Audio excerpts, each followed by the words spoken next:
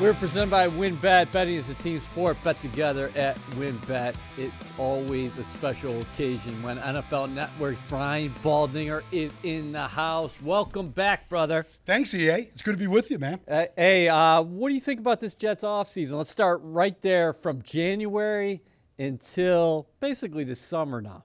I think it's been awesome.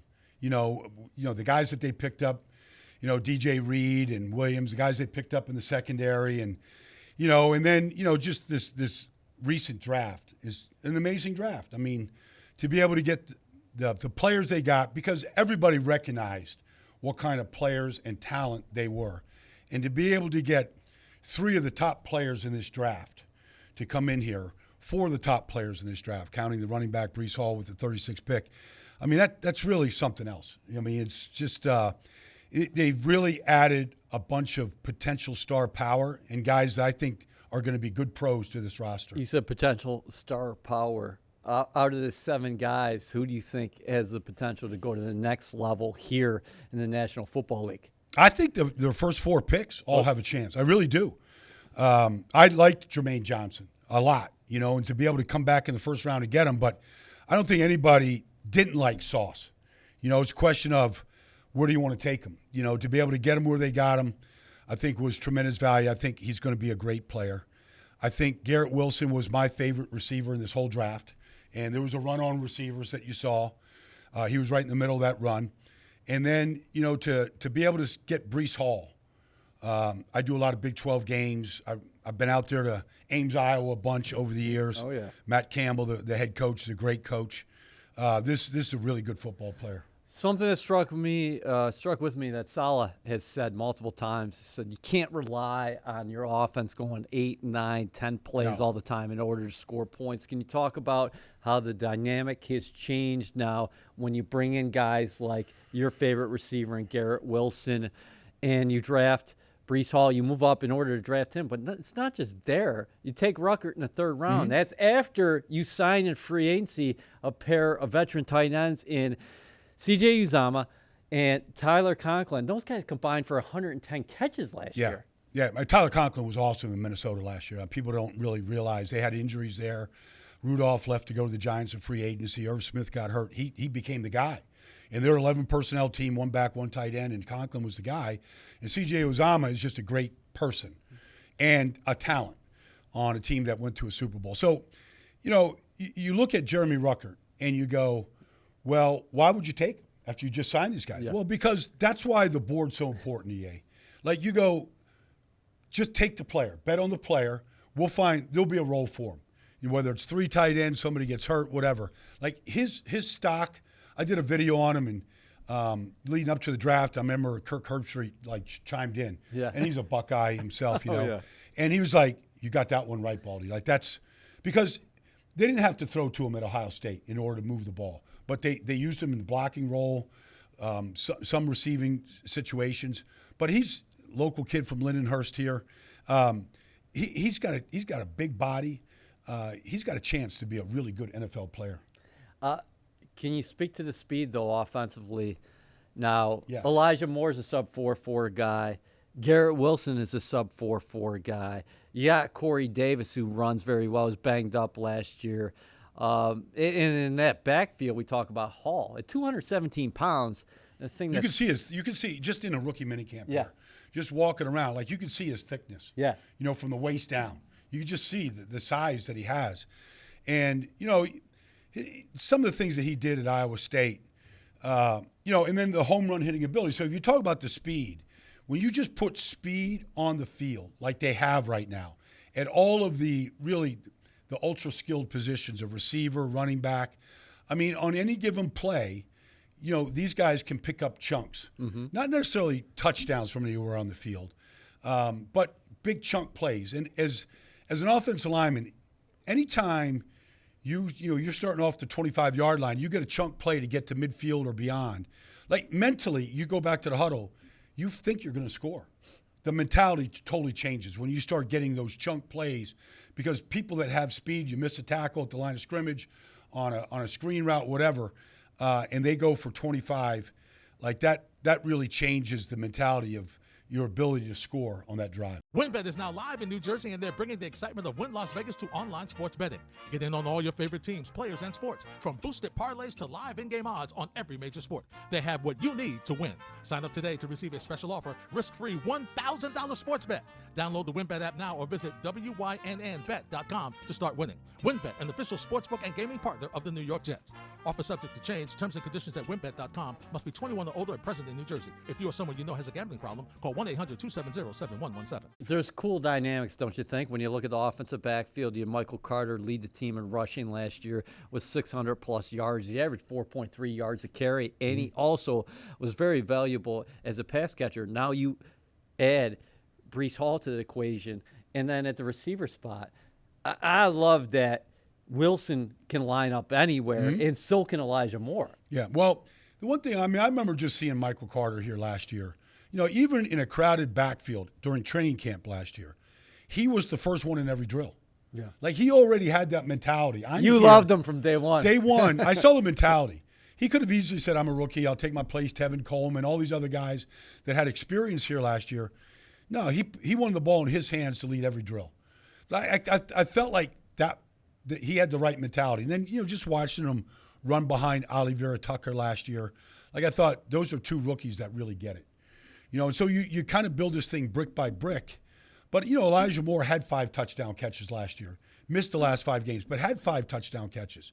There was a mentality to him, coming out of the SEC, coming from Ole Miss, that, he belongs here. You could see him at the end of every practice on the jugs machine, getting, extra catches in. So I think they've got guys that have talent, but also have the mentality that they're just getting started. And they got to do all these little things really well. Like, they want to show people that they belong. I feel like there's a hunger to show that. Offensively, can't we say right now that the Jets are putting the pieces in front of Zach Wilson and around him in order to be successful, where, yes, he does have to take a leap, but he can take a leap without doing it all himself. Yeah, but, if you go back to Joe Douglas and, and what he did in Baltimore, they drafted Joe Flacco. All they did was surround Joe Flacco with talent. Offensive linemen, tight ends, backs. And, he did the same thing with Carson Wentz when they drafted him in Philadelphia in 2016. They never stopped building around him. Now, and so when they drafted Zach last year, they knew that the job was just beginning. Yes. Laken Tomlinson comes in. Laken Tomlinson started 86 straight games for the 49ers. Trent Williams is a great player all by himself, but Laken might have been the most consistent player from the standpoint week in, week out, year in, year out. Ever since he went to San Francisco, he became just that steady force that you needed at that position. And then, if you just look at CJ, and some of the guys they have now. Garrett Wilson, when I studied him, he reminded me of Devontae Adams with speed. Wow. Like, he's got tremendous body control. There's routes that you could put in with Garrett, back shoulder, conversion routes, some of the things in the end zone you could do with him that a lot of receivers can't do because of the body control, the ability to adjust to the ball in the air. Like, he's acrobatic. And that's, and so he catches the ball away from his body with his hands. Like, he's a great route runner. But they've been really well trained by the receiving coach at Ohio State, and it shows. Yeah, Hartline. What do you think about the guard position? Joe was saying before the draft that they think they have one of the best, if not the best, guard combination in the league with the aforementioned Tomlinson and Elijah Vera-Tucker sliding over, making that switch to right guard. A lot of people don't look at guard combinations. They'll look at, the running back tandem. They'll look at the receiver tandems. But they don't look at the guard tandems, or they'll look at the offensive tackles. But the guards really can help keep the pocket flat for the quarterback to be able to step up. And this is a huge point right here. It's a big deal because most quarterbacks are pretty adept at avoiding some of the edge rushers that you have to face in this league. The Von Millers and Chandler Jones, those guys, Max Crosby, those guys that can really scream off the edge. Most quarterbacks are pretty adept at feeling that or seeing it. But if you can't step up, that becomes a real problem. And so I think, just getting a firm pocket up front is really, really important for any quarterback to get comfortable. How big would it be for this team to get a healthy Mekhi Becton. As we tape this, it's voluntary workouts right now. I'm not going to get into who's participating because we're not out there. We don't even know who's participating. Yeah. With that being said, you liked what you saw out of him the rookie season, but as far as just being a big piece into this equation, I think, to be honest with you, he's the most important piece because I think he solidifies the offensive line. If he plays at or better than what we saw as a rookie, he stays healthy, he's in shape, like he's serious about it. His talent is undeniable, and he makes everybody better. He'll make the quarterback better, the running backs better. He'll make Oliver Tucker better. We never got to see the Bruce brothers last year, really. And so, but in the run game, there's not many people that can run block and move people the way that he can. And what he's capable of doing in protection, like, to me, he's the key. I know Zach Wilson's going to take a step up because the pieces around him are better. The talent we saw, to me, Mekhi is the key. Because if he's not ready, if there is another injury, then you have to start adjusting the offensive line. You're taking guys out of their position that you want to leave them at. You want to put 5 guys out there right now and just line them up week in, week out. And get those guys playing next to each other, and really getting them guys comfortable. That's how you build the camaraderie up front. WynnBET is now live in New Jersey, and they're bringing the excitement of Wynn Las Vegas to online sports betting. Get in on all your favorite teams, players, and sports, from boosted parlays to live in-game odds on every major sport. They have what you need to win. Sign up today to receive a special offer, risk-free $1,000 sports bet. Download the WynnBET app now or visit wynnbet.com to start winning. WynnBET, an official sportsbook and gaming partner of the New York Jets. Offer subject to change. Terms and conditions at wynnbet.com. Must be 21 or older and present in New Jersey. If you or someone you know has a gambling problem, call 1-800-270-7117. Defensively, what do you think about the defensive line now? You got Lawson back into the equation. That's expectation once we hit training camp. But you mentioned Jermaine Johnson and Michael Clemens. They love his length. They love his violence. It seems like it's getting to a point now that this is what Saleh wants. He's going to have a heavy rotation, but you also have some frontline talent that you better be ready for. Carl Lawson off the edge in summer last year was incredible, but now you also add these guys to the equation. Vinny Curry's back, a veteran inside that room. Jacob Martin did some good things in sub packages. Well, actually, he was starting for Houston, but you figure that he will be part of somewhat of a NASCAR package for the Jets. You got John Franklin Myers. So it should be a pack of hungry wolves every Sunday. Like, it should be a shark frenzy out there, like the way it was in San Francisco 3 years ago with Robert leading that group. This has a chance of being an elite group because it's not just your front four with Quinnen and what Jermaine is capable of doing, what he showed. He's an advanced pass rusher. Carl Lawson's going to be hungry coming off that injury from a year ago. Like, they have depth. They have depth and they have talent. And you can double a guy. You can double 2 guys. But guys are going to get one-on-ones, and they've got a lot of guys that can win one-on-ones. And you just have to get that quarterback off the spot. And then once he starts to move, then the frenzy's on. Then the wolves have to start chasing and eating. And like hungry wolves, that's what I think it should look like on Sundays. You like Sauce. I like that dynamic on the outside. You mentioned DJ Reed before. Yeah. You got Sauce, tall, lanky, never gave up a touchdown at Cincinnati, 9 interceptions, 3 sacks last year. So you can use him as a blitzer if you want to really surprise the quarterback. But DJ Reed, 5'9", not a lot of 5'9" cornerbacks in the National Football League playing on the outside. You got young guys who got valuable reps last year. The Jets love Michael Carter, the second at the nickel position. So that cornerback position has really been transformed in the calendar year. Yeah, you got Bryce Hall out there who started the last 2 years. Brandon Eccles. So you look at the guys that have playing time. There should be great competition out there throughout training camp. So put the best guys on the field at whatever position they're at. But, DJ Reed's a guy that, Robert Saleh in San Francisco drafted, didn't really play a lot, went to Seattle, became a starting corner, and showed a grittiness to him, like a toughness and a grittiness to how to play the game. And so you bring him in here, you let him compete. And that's how you get good, EA, is when the competition starts every week out there in the practice field, training camp, offseason, OTAs. preseason, during the week. Like when you take the competition to the field, that's when you see marked improvement in a team. You cover every team in the National Football League, but you have intimate knowledge of Joe Douglas because your experience with him down in Philly. He's one of your close friends. How cool has this been watching him kind of navigate the last couple of years? The Jets ultimately got to be a winner.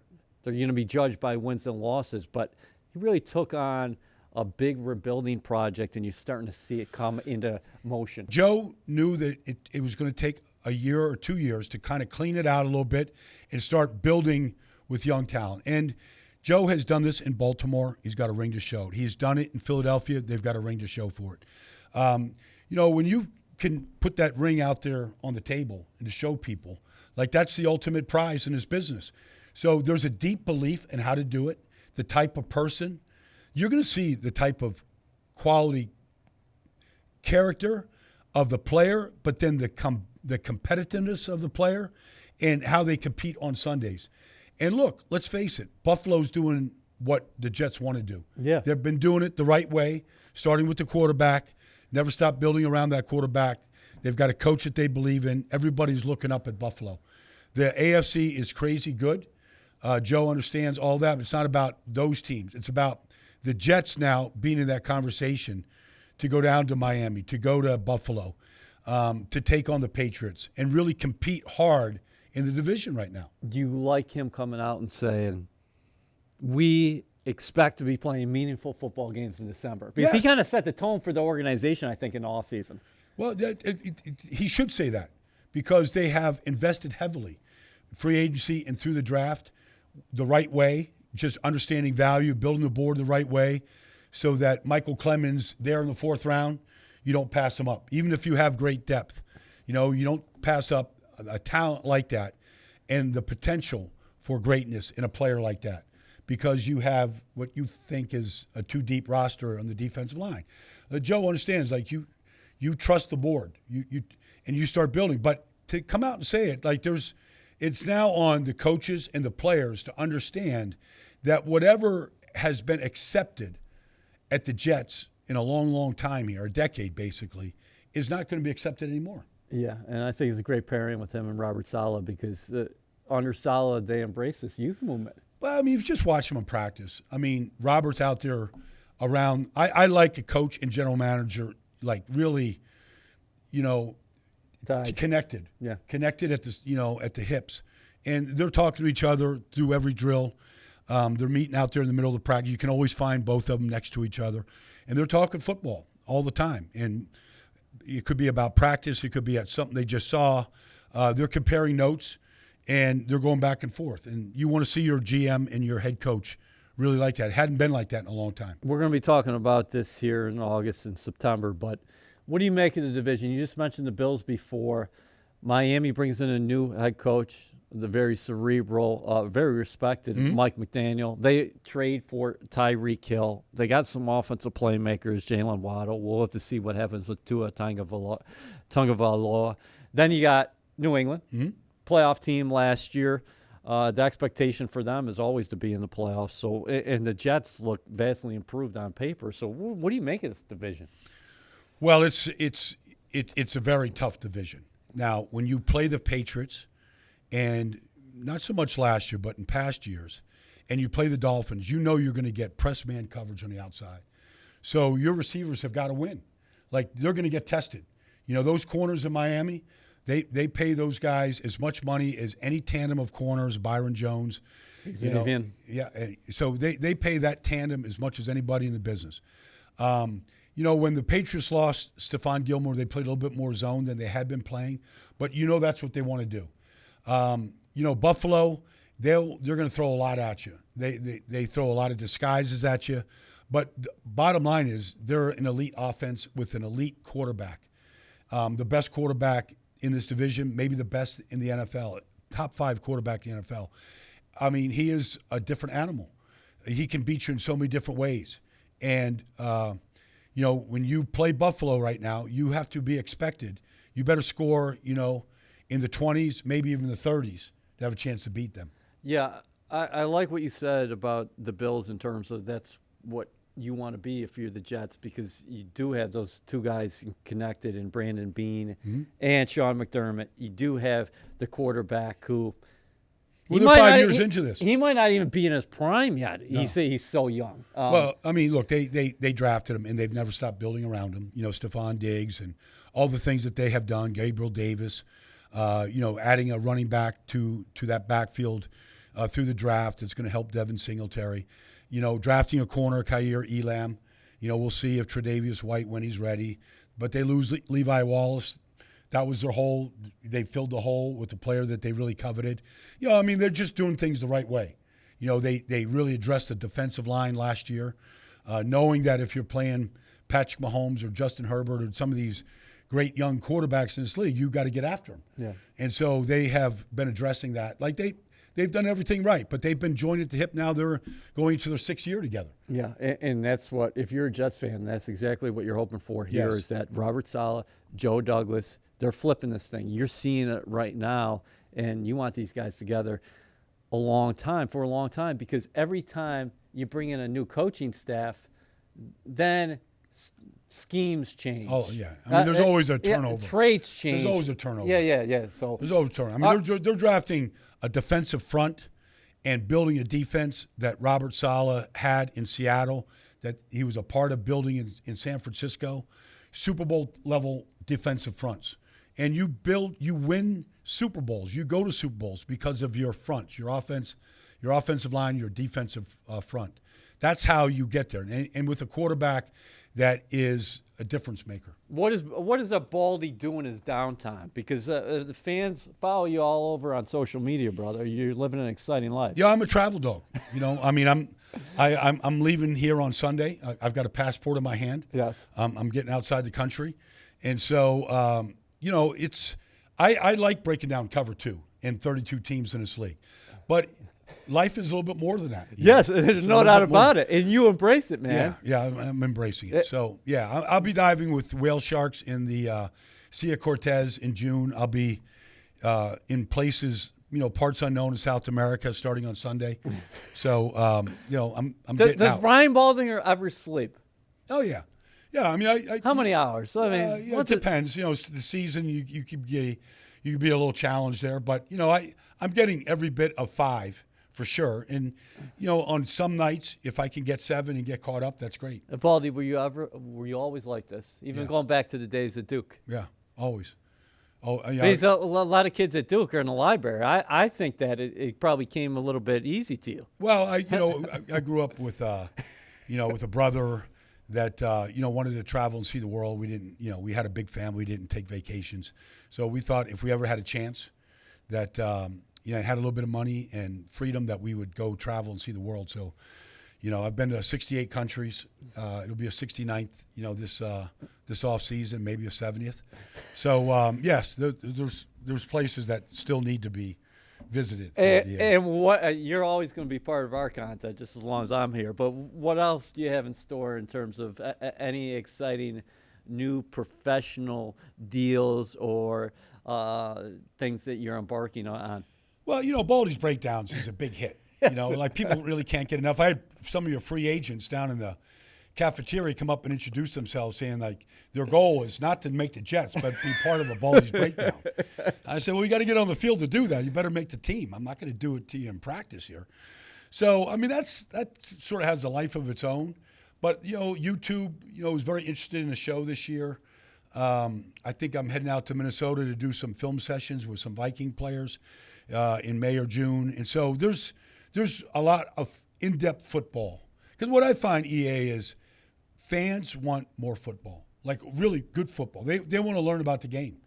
And so I'm there to kind of help teach the game and grow the game. Well, you always do that, and it's always a joy to talk to you. And there used to be a game I played when I was a kid called Where in the World is Carmen Sandiego? Where in the world is Brian Baldinger? You never know what's next, brother. Yeah, I can't really reveal my where I'm going to be starting on Sunday because I have to go to this Formula One event in Miami. But then from Miami, we're taking off. Yes. He's always taking off. That's Brian Baldinger. Thanks a lot, man. Thanks, EA.